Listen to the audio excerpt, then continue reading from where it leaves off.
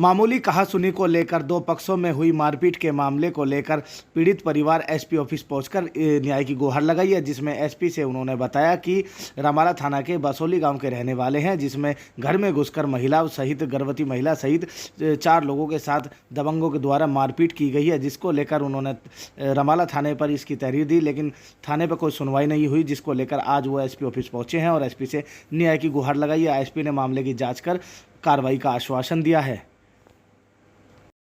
परसों 26 तारीख को शाम 4 बजे लड़के को मारने के लिए घर पे ही हमला कर दिया और जैसे कि हम बीच छूट छुटा के पड़े हैं बीच में, तो हमारे साथ भी उन्होंने बदतमीजी से बात की है और मेरा गिरवान पकड़ कर रहबट मारे हैं कि तेरी नेतागिरी निकालेंगे। मैं महिला मोर्चा में हूँ। किसने मारे, क्यों मारे?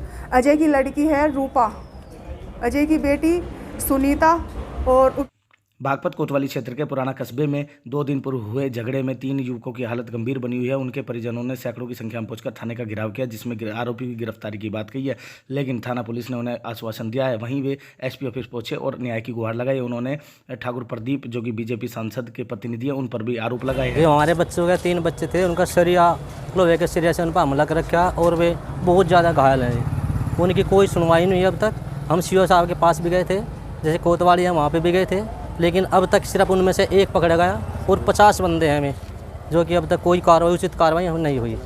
तो हमारी मांग है जी, उन्हें जल्दी जल्दी गिरफ्तार करके और उनका सज़ा मिलनी चाहिए जी। इस पूरे घटनाक्रम में किसी राजनीतिक दल का भी? हाँ जी है जी, प्रदीप ठाकुर है जी, उसके साथ में एक शेखर भी है जी, फोटो है हमारे पास में उसका, जो करवा रहा है प्रदीप ठाकुर का सहारा लेकर कर रहे हैं।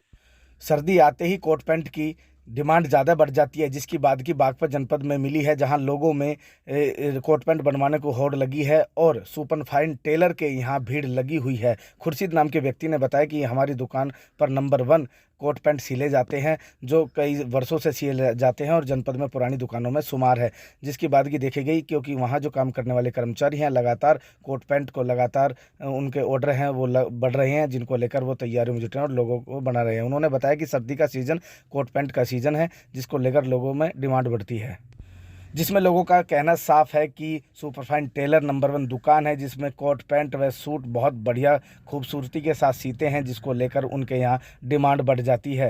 आते ही सुना है कि इसकी डिमांड बढ़ती है, क्या कहोगे? देखो ऐसा है, सर्दी आते के साथ ही कोट पैंट की डिमांड तो बढ़ेगी, क्योंकि सीज़न रहता है, शादी का सीज़न है, वैसे भी सर्दी के लिए भी पहनते हैं लोग, तो अपना काम भी कुछ कोट पैंट का स्पेशलिस्ट है। और जो लोग आते हैं कहते हैं सबसे अच्छा काम मेरे यहाँ होता है, लोग कहते हैं इस बात को, मैं नहीं कह रहा हूँ, ये लोग कहते हैं कि सबसे अच्छा काम होता है यहाँ मार्केट से। कितने दिन पुरानी दुकान है ये? तकरीबन 20-25 साल से मेरा पुश्तैनी काम है ये, जो मैं 20-25 साल से करता आ रहा हूँ। और बड़े बड़े शोरूम जो दिल्ली में भी जो सबसे बड़े बड़े शोरूम है, सब पे मैंने काम किया है। जहाँ 20-25 हज़ार रुपये से स्टार्टिंग है कोट पैंट की, वहाँ मैं सब शोरूम पे काम कर चुका हूँ।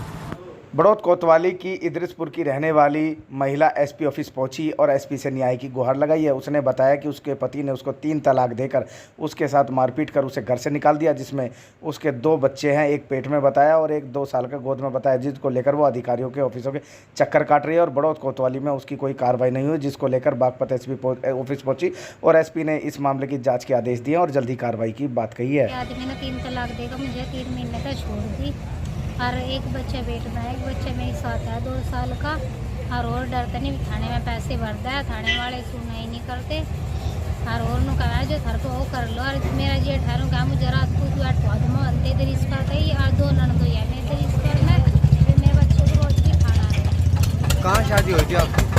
ये मैं दरिस कर रहा हूँ, दरिस पर थाना मेरा बड़ौद है। बागपत के खेकड़ा की आशा एसपी ऑफिस पर आई और न्याय की गुहार लगाई है। उसने बताया कि बिनौली थाना क्षेत्र में कल अपने पति के साथ वो कोथली देने गई थी उसकी बहन के यहाँ। वहाँ उसके साथ रिश्तेदारों ने मारपीट की और तमंचे से उसके पति पर फायर किया, जिसमें साफ तौर पर उसने थाने पर तहरीर दी, लेकिन थाने पर किसी प्रकार की कोई कार्रवाई नहीं हुई, जिसको लेकर एसपी ऑफिस आकर न्याय की गुहार लगाई है। बागपत एसपी ने मामले की जाँच के आदेश और जल्द ही कार्रवाई का आश्वासन दिया है। मेरे पति को मारना चाह रहे थे जी। क्यों मारना चाहते थे जी? वो तो मुझे भी नहीं पता जी।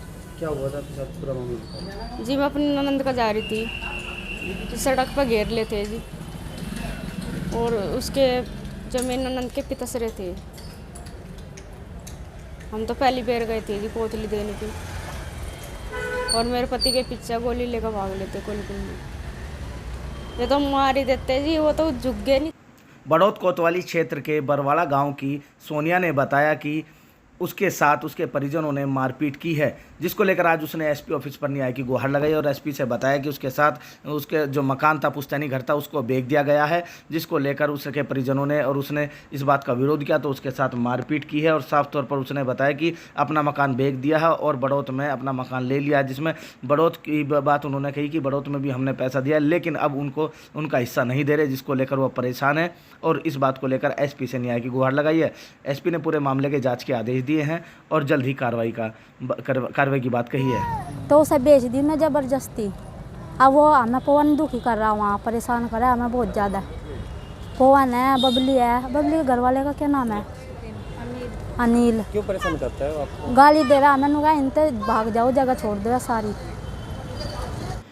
डीएम ने पुराना कस्बा बागपत पहुंचकर प्राथमिक विद्यालय नंबर 2 का निरीक्षण किया है।